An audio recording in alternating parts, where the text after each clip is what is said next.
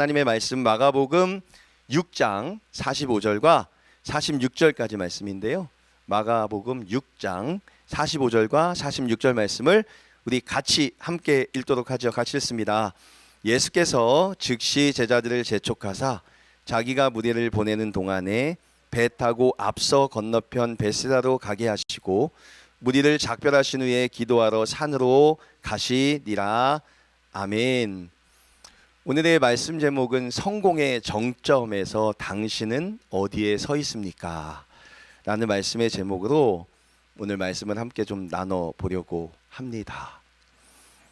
인생에서 가장 위험한 순간이 언제라고 생각하세요? 인생에서 가장 위험한 순간, 혹시 감당하기 어려운 문제를 만났을 때, 아니면 형편이 너무 어려워서 막막할 때가 우리에게 가장 위험한 순간이라고 혹시 생각하시나요? 제 생각에는 아니라고 생각이 듭니다. 진짜 위기는요, 모든 것이 조금 잘 풀릴 때, 잠깐 숨 돌릴 수 있을 순간이 찾아올 때 위기가 찾아온다라고 말을 해요. 즉 사람들이 말하는 성공한 뒤에 위기가 찾아온다라는 말을 오늘 말씀을 통해 보여주고 싶어요. 우리는 여기서 좀 한 가지 오해를 풀어야 되는데요. 제가 말한 성공이라는 단어는 단순히 큰 집을 사고 높은 자리에 올라가는 그런 성공을 말하는 게 아니에요. 제가 말씀드리고 싶은 성공은요, 내 뜻대로 일이 잘 풀리고 내 삶이 예전보다는 조금 안정되고, 그래서 어느새 내가 내 삶의 중심이 되는 순간, 그 순간이 바로 성공이고, 그 순간이 성경에서 말하는 가장 주의해야 할 성공의 자리다라고 경고하고 있습니다. 우리는 대단한 왕이 되려고 하지는 않아요. 하지만 삶이 조금만 괜찮아져도 어느새 내가 하나님보다 앞서기 시작합니다. 오늘 본문이 바로 그런 본문을 보여주고 있거든요. 지난주 말씀 잘 기억하시지요? 지난주에 저와 함께 나눴던 말씀이 어떤 말씀이었습니까? 오병이어의 기적, 물고기 5마리와 떡 2개로, 맞죠? 끄떡끄떡 하시면 안 되는데, 물고기 2마리와 떡 5개로 남자 장정 6,000명을 먹이신 사건 맞죠? 다 끄떡이시면 안 되는데 5,000명을 먹이시고 12광저리를 남겼던 오병이어의 사건이 지난주에 말씀으로 보았습니다.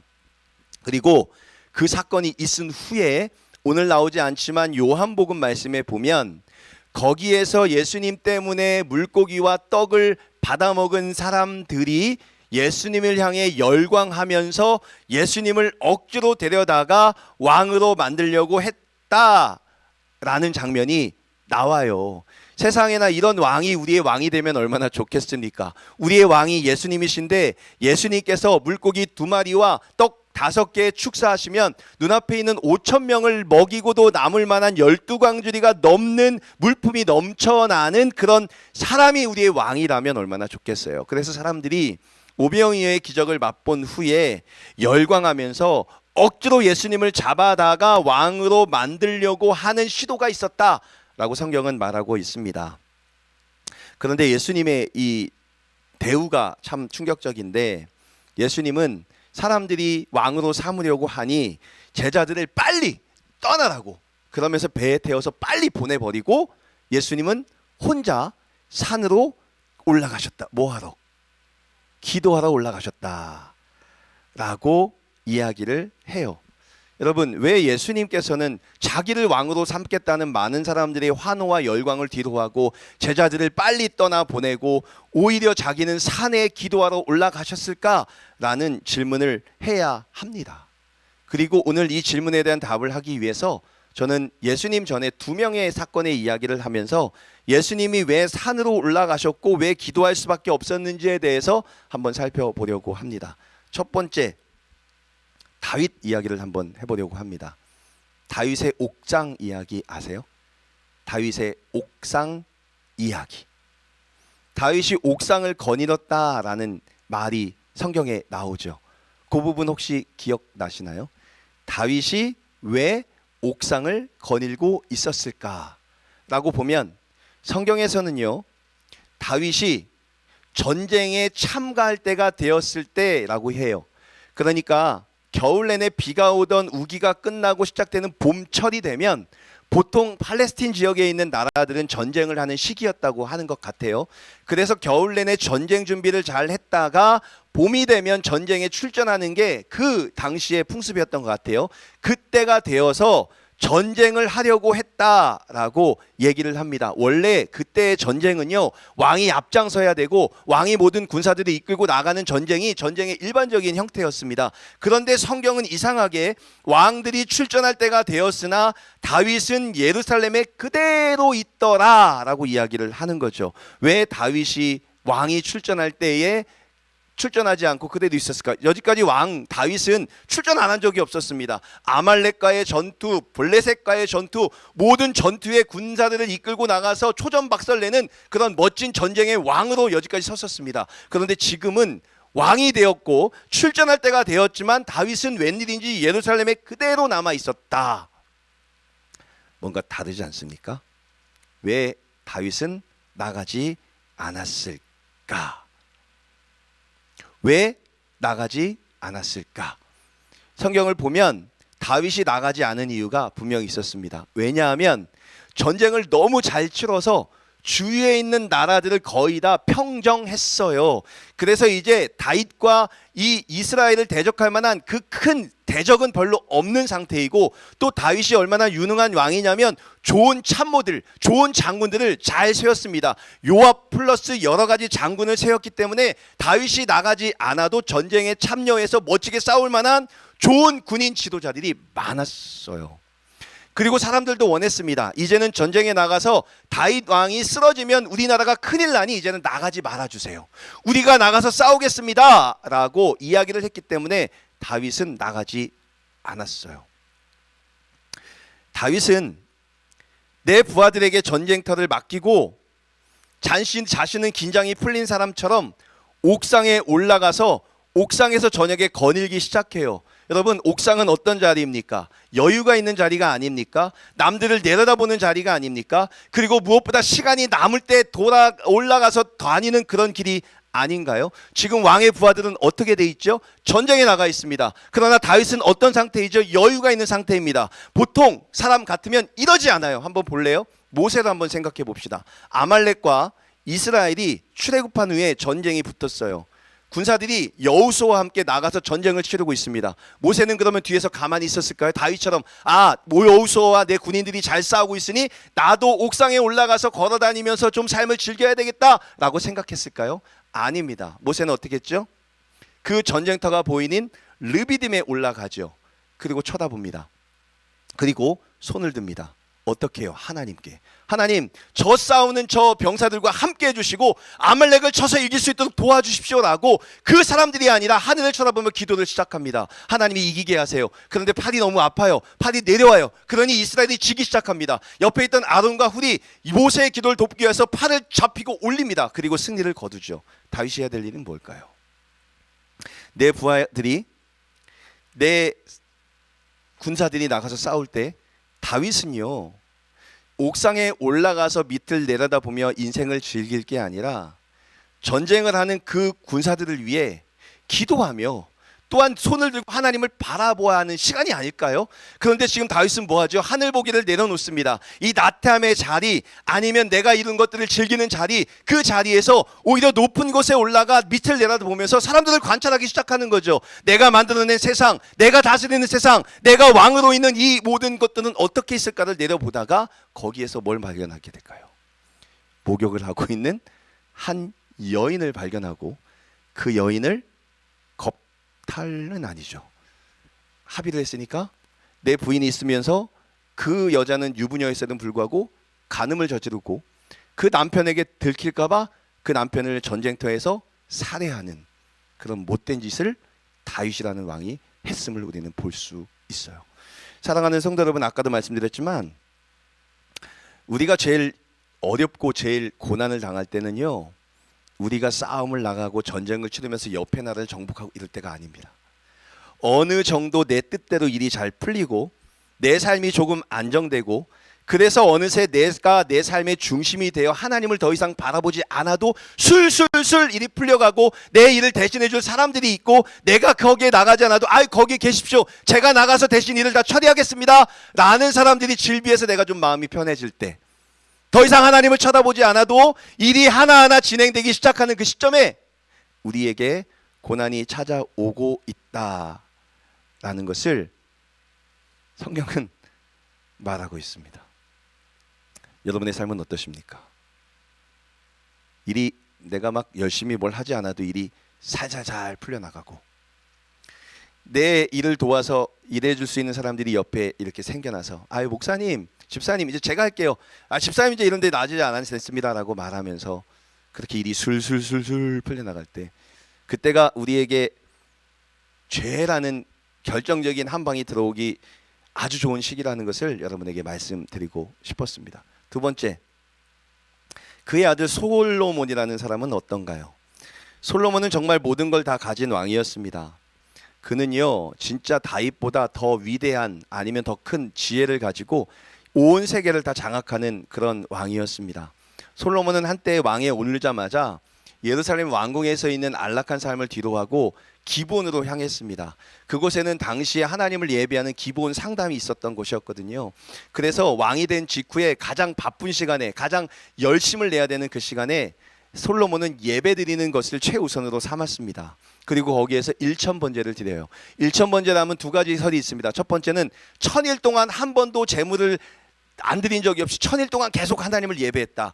아니면 양 1000마리를 하루에 하나님께 드리면서 제사를 드렸다. 어떤 건지는 잘 이것도 있고 저것도 있게 하지만 어쨌든 솔로몬이 1000마리의 양을 드릴 만큼 열심으로 하나님을 예배하는 사람이었다라는 것은 확실합니다. 솔로몬은 기본 상담에서 번제 연기를 올려드리면서 하나님의 도움 없이는 제가 한 수로도 왕노릇을 할 수 없다는 것을 고백하면서 하나님께 기도해요. 하나님께서 솔로몬의 꿈에 나타나셔서 말씀하십니다. 내가 너에게 무엇을 줄꼬? 라고 물었을 때 솔로몬은 돈 주세요, 오래 살 수 있는 건강 주세요, 아니면 뭐 주세요 라고 기도하지 않았습니다. 뭐라고 기도하죠? 하나님, 저는 약한 아이고 작은 사람이라 백성들을 다스릴 수 있을 만한 능력이 없습니다. 저에게 백성들의 말을 들을 수 있는 듣는 마음을 허락하시고 지혜를 주세요 라고 기도할 만큼 정말 멋진 왕으로 살아갔었습니다. 그렇게 솔로몬은 한때 하나님만 바라보고 하나님께 요청하고 하나님의 음성을 듣고 하나님께 낮은 마음으로 정말 백성들을 사랑하는 마음을 듣게 해달라고 기도하는 그런 왕이었어요. 그런데 어느샌가 나라가 평안해지고 솔로몬 왕의 지혜가 소문이 나자 사람들이 솔로몬을 찾아오는데 그냥 찾아오는 것이 아니라 양손에 솔로몬을 만나서 드릴 만한 예물을 엄청나게 가지고 찾아오기 시작합니다. 솔로몬은요 그다음부터 기본 상당에 올라가 하나님을 쳐다보는 행위가 별로 나오지 않아요. 어디 앉습니까? 왕자에 앉습니다. 솔로몬이 앉았던 그 의자를 어떻게 표현한 줄 아세요? 황금으로 도색된 의자, 코끼리의 상아로 장식된 의자에 앉아서 자신을 찾아오는 사람들을 만나고 그들과 이야기하는 시간을 즐겼다라고 이야기를 하는 거죠. 솔로몬이 어떤 사람이었다고요? 지혜를 달라고, 하나님 저에게 이 백성을 다스릴 수 있는 능력을 달라고 하나님께 쫓아들어가 1000일 동안 아니면 1000마리의 양을 잡아서 하나님께 예배를 드렸던, 기도했던, 하나님만 바라봤던 왕이었습니다. 그러나 어느 정도 시간이 되자 더 이상 하나님을 바라보지 않아도 돼요. 이제는 나의 명성을 듣고 찾아온 사람들을 만나고 그 사람들만 이야기하고 살아도 시간이 모자란 정도가 되었다는 거죠. 이해 되셨나요? 왕이 될 땐 좋았죠. 처음에 왕이 돼서 어느 정도 정도에 올라갈 땐 하나님의 능력이 필요하니까 매일마다 기도하면서 살아갔습니다. 그러나 막상 내 위치가 쌓이고 어느 정도 실력이 쌓이고 어느 정도 안정이 찾아지고 어느 정도 되니까 이제는 하나님이 필요 없는, 하나님이 없어도 될 만한 자리가 되니 아까 다윗은 옥상에서, 솔로몬은 그 왕좌에서 시간을 보내며 사람들을 만나고 나를 존중해주는 사람들과의 시간을 만나는 것을 좋아하는 사람이 되었다는 거죠. 자, 오늘 본문은 한번 다시 돌아오죠. 오늘 예수님이 계셨던 그 모습을 한번 보세요. 오병 이후에 사람들은 예수님을 왕으로 추대하려 했습니다. 세상적으로 기준으로 보면 성공의 딱 지점 아닌가요? 예수님의 그 능력을 너무 존중했던 사람들이 예수님을 왕으로 삼으려고 해요. 그렇다면 솔로몬과 다윗과 같은 역할이라면 그 자리에 남아서 그래 오케이 어떤 왕으로 세울 거니 뭘 줄 거니 어떻게 섬길 거니 라는 조건들을 세워야 되겠죠. 그런데 예수님은 그 자리를 단호히 거절하세요. 세상이 주는 왕으로 삼고 싶었던 열광과 사람들의 인기를 뒤로하고 예수님은 어떻게 한다고요? 산으로 따로 떨어져 올라가기 시작합니다. 산은 어떤 자리예요? 여러분 한번 생각해 보세요. 산. 첫 번째, 사람들의 소음에서 떨어지는 자리 아닌가요? 두 번째, 하나님 앞에 서서 단독자로 서서 자신을 정직하게 보는 자리 아닌가요? 그 자리는 어떤 자리죠? 내 뜻이 아니라 하나님의 뜻을 다시 묻는 자리가 그곳이 아닌가요? 여기서 우리가 주목할 장면이 있는데요. 그것은 예수님은 제자들을 재촉하여 강자로 배에 태워서 보내셨다는 겁니다. 왜 그렇게 서둘렀냐면 그 영광의 자리에 계속 머물면 누구든지 흔들릴 수밖에 없었음을 아셨기 때문이에요. 여러분, 유혹은요, 거기에 버티고 서 있으면서 그 자리에 멈추면서 이길 수 있어 다짐하는 게 아니라 유혹은요, 그 자리를 빨리 떠나고 그 자리에서 노출되지 않는 게 정답이라는 것을 예수님이 아셨습니다. 본인도 기도하러 가시기 전에 제자들, 그 사람들의 그 아우성과 그 열광에 넘어가 제자들마저도 예수님을 왕으로 삼고 싶은 마음을 없애기 위해서 떠나보내세요. 빨리 떠나는 거예요. 유혹은 떠나는 거라고 보내십니다. 그리고 예수님은 깊은 기도의 자리인 산으로 올라가 하나님께서 원하시는 하나님의 능력을 얻기 위해 기도하는 자리에 서고 있었다는 거죠. 사랑하는 성도분, 우리는 날마다 작은 성공들을 경험하면서 살아요. 자녀가 공부를 좀 잘할 때 있잖아요. 성적을 잘 받아왔어. 직장에서 나의 능력이 조금 인정받을 때, 가정 형편에 조금 여유가 생길 때, 여러분, 그때가 제일 위험한 시간이에요. 큰 성공이 우리를 한 번에 무너뜨리지 않아요. 이런 자공 성공들이 쌓일 때 우리는 하나님 없이도 살만하다라는 착각에 빠지고 있을 수 있다는 거죠. 어쩌면 우리 자녀가 성적표를 잘 받아오면 우리도 그것을 즐기면서 우리가 솔로몬이 앉았던 상아가 있는 금에 덮인 의자에 앉아서 그걸 내다보면서 잘 살았네, 행복하네, 이 정도면 됐어 라고 생각할 때가 있죠. 또 우리 청년들 보면 여기 와서 대학을 가기 전에 하나님 붙여주세요, 하나님 저 들어가게 해주세요 라고 하지만 어느샌가 거기에 들어가서 일이 술술 잘 풀리고 별거 아니네 라는 생각이 들다면 그대는 하나님이 없이도 살아갈 수 있을 것 같은 착각에 빠져 하나님 없이도 충분히 할 수 있네, 남들처럼 하면 되는 거구나 라는 생각이 가질 수도 있다는 거죠. 저 또한 마찬가지입니다. 개척을 하고 성도님들이 모이고 같이 모든 일이 잘 되고 일어날 땐 목회 별거 아니네 라고 생각하면서 남들을 무시하면서 내 앞에 놓인 상황들만 바라보고 목회는 이렇게 하는 거야 라는 착각에 빠져서 하나님을 바라보고 손을 높이는 그런 행정을 놓을 수도 있다는 거죠. 우리가 사실은 하나님 없이도 살만하다라고 여기는 사람들의 특징은 하나님께 기도하지 않고 산에 올라가 하나님과의 당도적인 이야기를 하지 않고도 잘 살아낼 수 있다는 심정으로 살아가는 그것이 진짜 위험한 신호라는 것을 오늘 말씀이 보여주고 있어요. 사랑하는 성도 여러분, 성공할 때 기도하지 않으면 그 성공 때문에 반드시 무너질 수 있다는 것을 예수님이 보여주십니다. 옆에 있는 사람들이 열광하며 당신을 왕으로 삼겠습니다 라고 할 때 예수님께서 산에 따라 올라 기도하셨던 것은 하나님, 사람들의 열광이 아니라 하나님께서 나에게 맡기셨던 그 사역과 사명을 감당할 수 있는 힘과 용기와 능력을 달라고 기도했던 것이 예수님이 그 산에서 기도했던 내용이었다는 것을 우리는 볼 수 있다는 거죠. 혹시 여러분의 인생이 다윗의 옥상이나 솔로몬의 왕자에 앉아서 하나님 없이도 일이 잘 된다라고 생각하며 사람들과 환경만을 기뻐하며 살아가고 있지는 않으신지 한번 생각해 보는 시간이 되었으면 좋겠습니다. 매일매일 하나님과 대면하면서 매일마다 우리에게 주시는 사명을 새롭게 하시는 예수님의 산, 그 산을 찾아 들어가는 저와 여러분 되시기를 간절히 소망하고 소망해요. 세상이 주는 달콤한 유혹과 세상이 주는 작은 안정감에 넘어가는 것이 아니라 하나님을 끝까지 바라보고 하나님만을 향해 달려가는 저와 여러분 되시기를 정말 바라보고 소망해 봅니다. 오늘 이 시간 함께 이따 공부할 때도 한번 생각해 보세요. 내가 혹시 다윗의 옥상에 올라 있는 건 아닌가? 이제 좀 살만하다, 긴장이 좀 풀리니 나태해지고 취미와 여가에만 집중하는 상태에 있다면 우리는 어쩌면 옥상에 있는 그 다윗과 같은 사람이 될 수도 있습니다. 어쩌면 솔로몬이 앉았던 왕좌에 있을 수도 있습니다. 사람들이 나를 어떻게 볼까? 사람들의 소리에 여전히 인정과 칭찬에 목말라하고 사람들이 가져다주는 안정감에 나 이만큼 살았으면 잘 됐어라고 생각한다면 우리도 어쩌면 솔로몬의 왕좌 위에 앉을 수도 있습니다. 그러나 진정으로 예수님이 오르셨던 산과 바위는요, 주님 제가 무엇을 하기를 원하십니까? 사람들의 소리를 차단하고 예수 그리스도의 이름으로 하나님의 뜻을 묻는 상태에 있다면 우리는 하나님이 원하셨던, 예수님이 가셨던 그 산에 올라가 바위 틈에서 하나님의 뜻을 묻는 기도하는 사람으로 살아갈 수 있을 거예요. 오늘 우리가 함께 기도하면서 또한 함께 공과하면서 이 부분을 체크하고 우리가 예수 그리스도가 원하시는 그 산 위에서 하나님의 뜻을 구하는 멋진 성도의 삶을 살아갈 수 있기를 예수 그리스도의 이름으로 축원합니다. 우리 함께 기도할까요? 우리 잠깐 기도하는 시간을 갖도록 하겠습니다. 한번 솔직하게 생각해 보십시오. 우리의 기도에는 요즘에 간절함이 있습니까? 우리의 기도에는 정말 하나님이 우리에게 원하시는 뜻을 찾기 위한 그 소망이 담겨져 있습니까? 그냥 어쩌면 주일에만 예배하고 하나님을 주일날 예배했으니 됐다라고 생각하며 그 외의 모든 것들은 내 생각과 내 만족으로 모든 것을 이끌어가고 있지는 않으신가요? 우리가 간절히 소망했으면 좋겠어요. 하나님, 우리가 하나님께 기도하면서 하나님 어떤 길을 가야 할까요? 하나님 무엇이 하나님이 원하시는 길입니까?